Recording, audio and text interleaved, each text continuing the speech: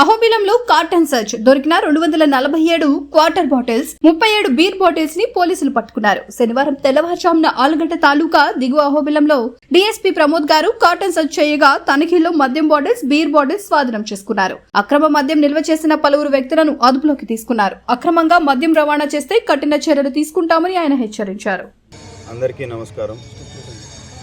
గౌరవనీయులైన నంద్యాల జిల్లా ఎస్పీ శ్రీ సునీల్ చరణ్ గారి ఆదేశాల మేరకు ఈరోజు ఉదయం 4 గంటల నుంచి అహోబిలంలో సుమారు 50 మంది పోలీస్ ఫోర్స్తో కోఆర్డినేట్ సర్చ్ ఆపరేషన్ కండక్ట్ చేయడం జరిగింది.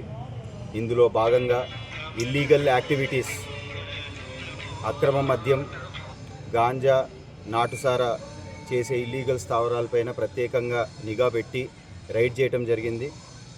దీంట్లో మనకి సుమారుగా ఒక 8 మంది దగ్గర నుంచి ఒక 247 whisky bottles, 37 beer bottles, total 284 liquor bottles seize చేయడం జరిగింది.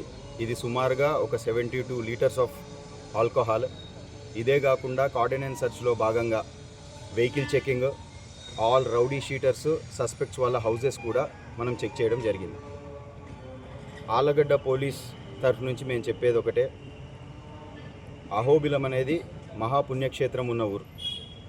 ఇక్కడ ఎవరైనా ఇల్లీగల్ యాక్టివిటీస్, గాంజా కానీ, నాటుసారా కానీ, అక్రమ మద్యం కానీ, రౌడీయిజం కానీ ఎవరైనా చేసినట్లయితే ఖచ్చితంగా మిమ్మల్ని వదిలే ప్రసక్తి అయితే లేదు.